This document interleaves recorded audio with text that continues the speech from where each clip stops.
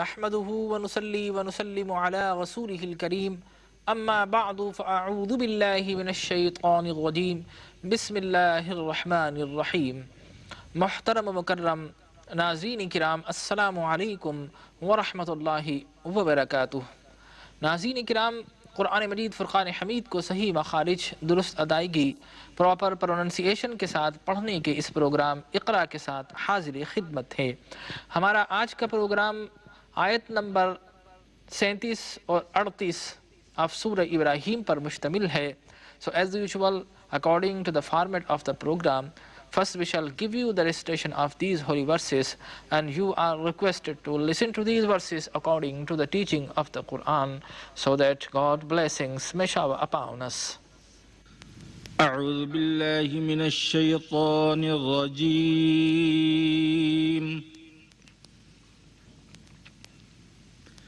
بسم الله الرحمن الرحيم.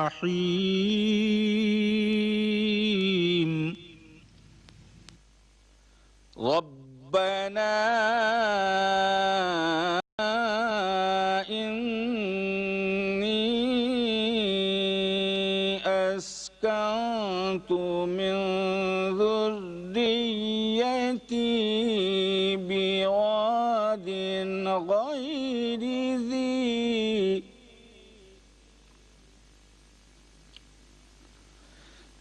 بواد غير ذي زرع عند بيتك المحرم ربنا ليقيموا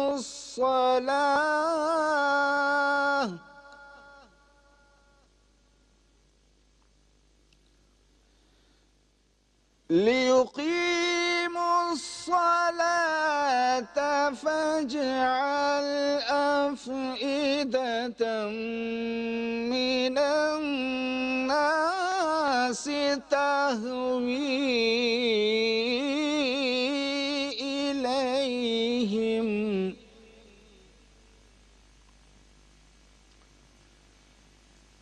تهوي إليهم وارزقهم من الثمرات لعلهم يشكرون.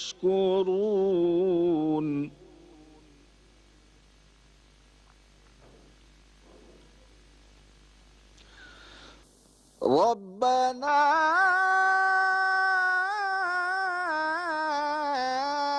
إنك تعلم ما نخفي وما نعلن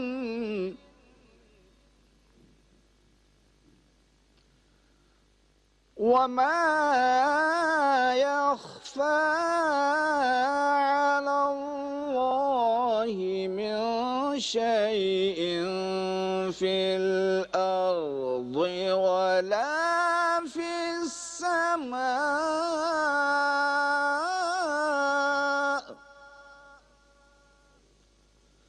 صدق الله العظيم. ویئرس، یہ ہمارے پروگرام کا دوسرا مرحلہ ہے، اور اس مرحلے میں تلاوت کی گئی آیات کو ہم اسپلٹ کر کے، بریک کر کے اس کو تلفظ کرتے ہیں، پروناؤنس کرتے ہیں، اور آپ ہمارے ساتھ اس کو دہراتے ہیں، تو اس طریقے سے قرآن مجید فرقان حمید کا صحیح ترین مخرج حاصل ہو جاتا ہے۔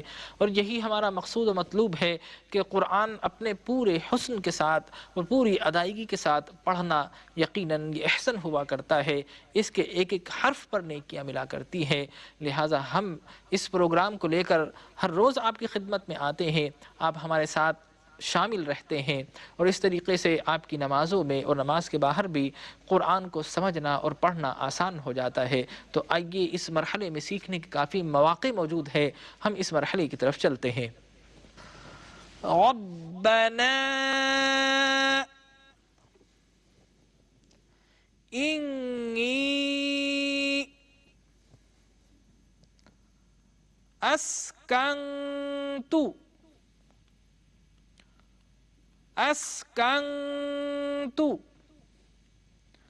من ذريتي من ذريتي بواد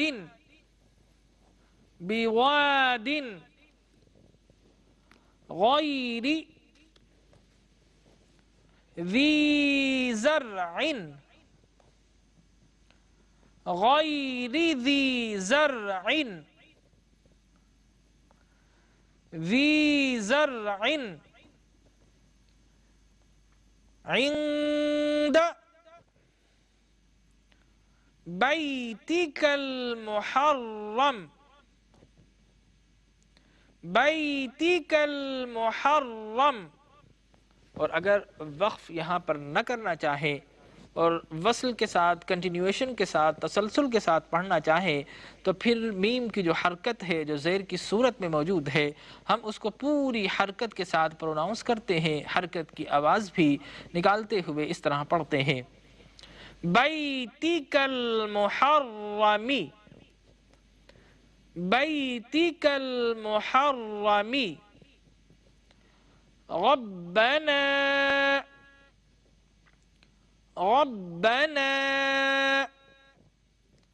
لیقیموا الصلاة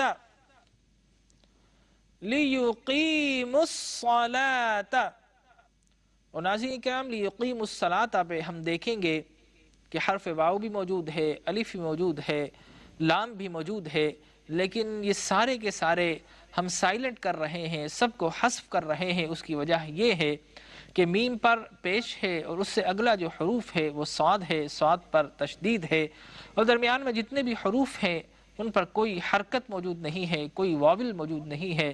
لہٰذا ہم ان تمام حروف کو سائلنٹ کرتے ہوئے میم کو براہ راست صاد کے ساتھ ملاتے ہوئے اس طرح پڑھتے ہیں لیقیموا الصلاة لیقیموا الصلاة فاجعل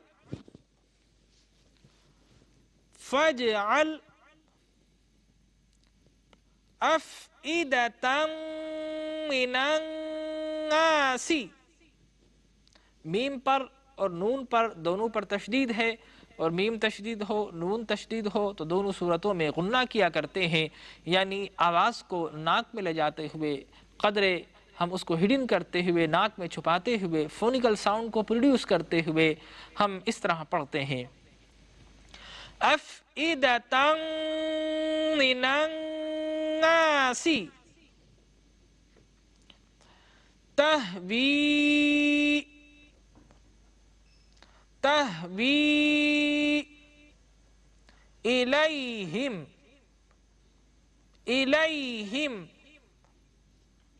وارزقهم من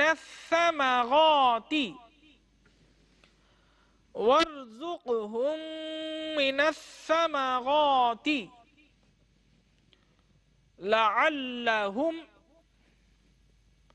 لعلهم يشكرون.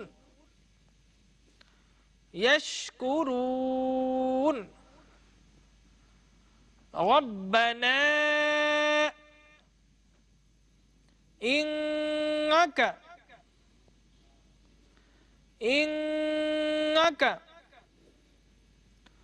تعلم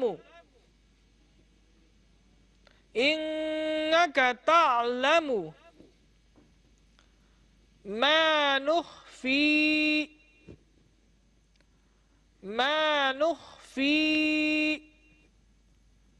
وما نعلن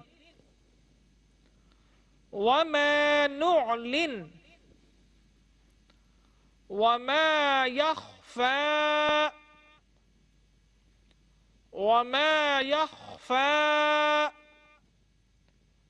على الله من شيء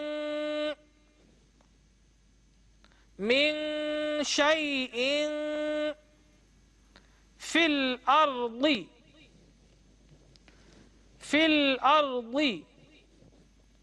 ولا في السماء ولا في السماء.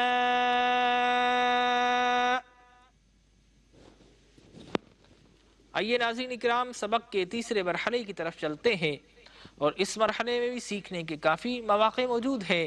ہم اس کو انہی آیات کو عربی میں پڑھیں گے، اور اس کے ساتھ ساتھ ان کو ہم رومنائز کریں گے، ٹرانسلیٹریٹڈ کریں گے رومن اسکرپٹ میں، ان لوگوں کے لیے جو کہ انگلش کو قدر بہتر انداز سے سمجھ سکتے ہیں، پڑھ سکتے ہیں. تو آئیے ہمارے ساتھ شامل رہیں، پروگرام دیکھتے رہیں. دہرانے کے مواقع یہاں پر بھی موجود ہے. تو آئیے تیسرے مرحلے کی طرف چلتے ہیں. ربنا انی اسکنت من ذریتی بواد غیر ذی زرع عند بیتک المحرم. In Roman, ربنا إني أسكنت من ذريتي بواد غير ذي زرع عند بیتک المحرم. اور اگر وقف نہ کریں تو محرمی.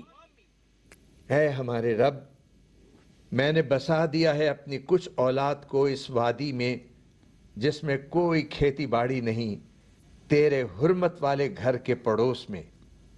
Our Lord, lo, I have settled some of my posterity in an uncultivable valley near unto thy holy house. ربنا ليقيموا الصلاة فاجعل أفئدة من الناس تهوي إليهم وارزقهم من الثمرات لعلهم يشكرون.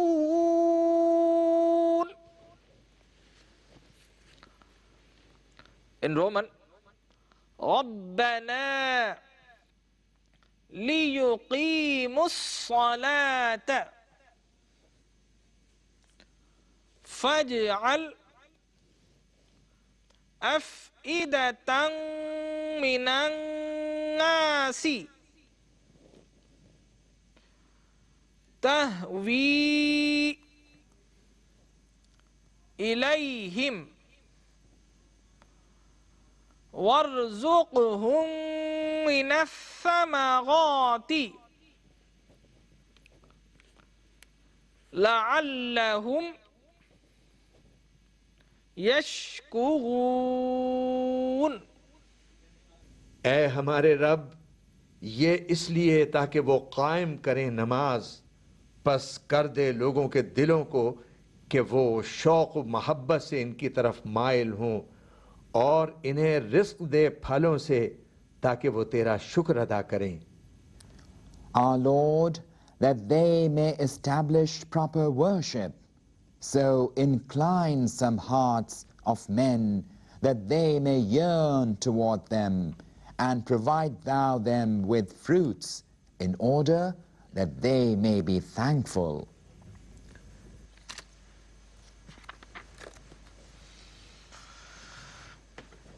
ربنا إنك تعلم ما نخفي وما نعلن وما يخفى على الله من شيء في الأرض ولا في السماء.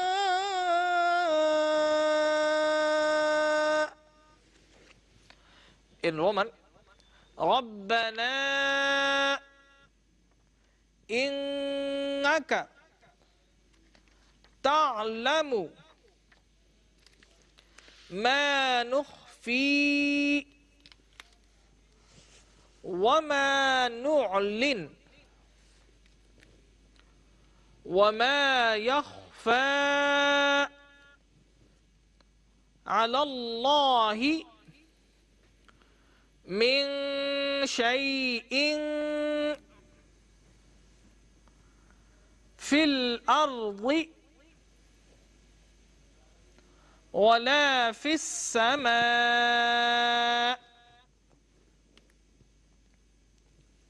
اے ہمارے رب، یقیناً تو جانتا ہے جو ہم دل میں چھپائے ہوئے ہیں اور جو ہم ظاہر کرتے ہیں، اور کوئی چیز مخفی نہیں ہے اللہ تعالیٰ پر، نہ زمین میں اور نہ آسمان میں. In English, Our Lord, lo, Thou knowest that which we hide and that which we proclaim. Nothing in the earth or in the heaven is hidden from Allah. ناظرین کرام، پروگرام کے فارمیٹ کے مطابق آخر میں ہم تلاوت کی گئی آیات کو سمرائز کر کے آپ کی خدمت میں ایکسپلین کیا کرتے ہیں. تو آئیے ان آیات ربانیہ میں اللہ تبارک و تعالی کن حقیقتوں کو بیان فرما رہا ہے وہ جاننے کی کوشش کرتے ہیں. سورہ ابراہیم کی ان آخری آیات میں اللہ تبارک و تعالی جد الانبیاء حضرت سیدنا ابراہیم علیہ السلام کی دعاؤں کا ذکر فرما رہا ہے کہ انہوں نے کس طرح دعا مانگی کہ رب ذوالجلال میں اپنی بعض اولاد کو اس بے آب و گیا زمین میں تیرے رحم و کرم کے بھروسے پر چھوڑے جا رہا ہوں.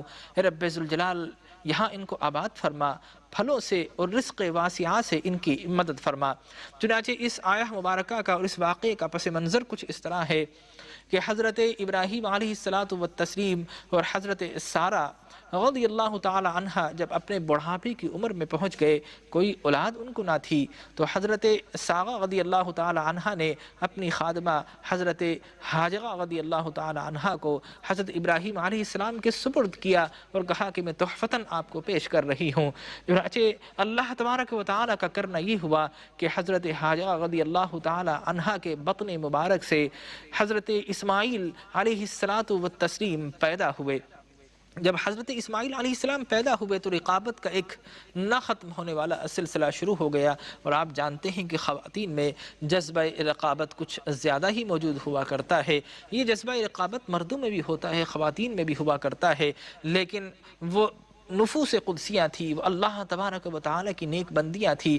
ان کی رقابت میں بھی یقیناً کوئی نہ کوئی حکمتیں تھی جو اللہ تبارک و تعالی نے عطا فرمائی، اور بعد میں ان کا پتہ چلے گا. اگر وہ رقابت نہ ہوتی تو مکہ المکرمہ کس طرح آباد کیا جاتا. چنانچہ ان دونوں میں رقابتیں ہوئی، اور حضرت سارہ رضی اللہ تعالی عنہ نے کہا کہ ہاجرہ کو اس گھر سے کہیں اور لے جاؤ. حضرت ابراہیم علیہ السلام شام سے چلتے ہیں اور حجاز مقدسہ، وہ مقام جہاں آج کعبۃ اللہ موجود ہے، اس مقام پر آ کر پڑاؤ ڈال دیتے ہیں.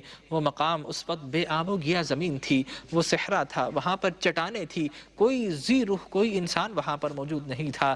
جب ابراہیم علیہ السلام ان کو یعنی شیر خوار بچے کو اور اپنی زوجہ محترمہ کو اس مقام پر چھوڑ کر جانے لگتے ہیں، حضرت ہاجرہ پوچھتی ہیں کہ آپ ہمیں کس کے سہارے پر چھوڑے جا رہے ہیں؟ کہ اللہ تبارک و تعالی کا حکم ہے؟ ابراہیم فرماتے ہیں ہاں، ہمارے رب ذوالجلال کا حکم ہے.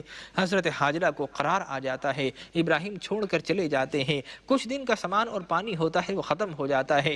اب پیاس سے ننھے اسماعیل رو رہے ہیں. حضرت ہاجرہ بے چین ہو کر کبھی صفا کی پہاڑی پر دوڑتی ہیں، کبھی مروہ کی پہاڑی پر آ کر پانی کو تلاش کرتی ہیں، کہیں پر بھی پانی نہیں ہوتا. اس اضطراری کیفیت میں وہ 7 مرتبہ ان پہاڑوں کے درمیان گزرتی ہیں، دوڑتی ہیں.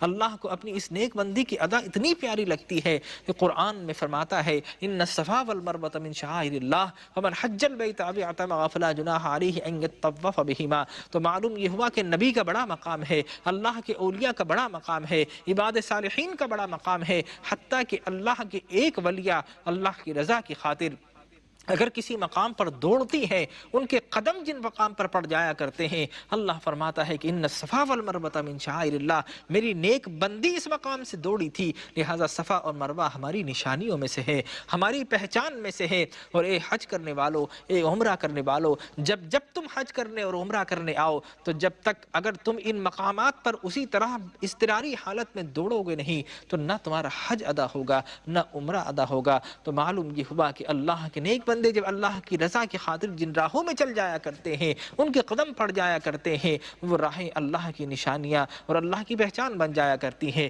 اور اب فرماتا وَمَن يُعَظِّمْ شَعَائِرَ اللَّهِ کہ میری نشانیوں کی تعظیم کرو، ان کی توقیر کرو، ان کا ریگارڈ کرو، ان کی عزت کرو۔ چنانچہ ان مقامات کی آج مسلمان عزت و تکریم کرتے ہیں، توقیر کرتے ہیں، تو اس لیے کہ اللہ کی نیک بندی وہاں سے دوڑی تھی۔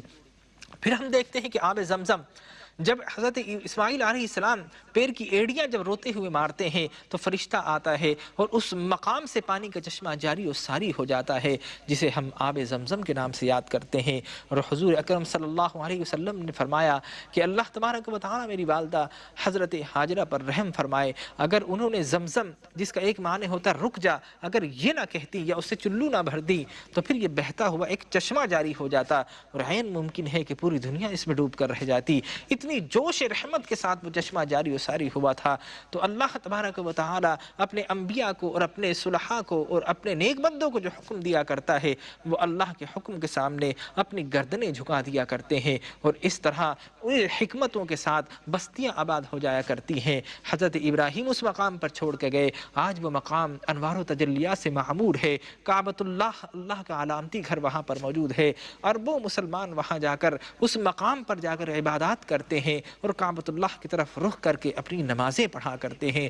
دعا کیجیے اللہ تبارک و تعالی یہ وہ واقعات جن سے ہمیں اللہ تبارک و تعالی کی الوہیت، اس کی شان، اس کی عظمت کا پتہ چلتا ہے، اور اللہ تبارک و تعالی کی بارگاہ میں اپنے سر کو، اپنی جمیع نیاز کو جھکانے کی جو تعلیمات ملتی ہیں، رب ذوالجلال ہمیں ان تعلیمات کو اپنانے کی توفیق عطا فرمائے۔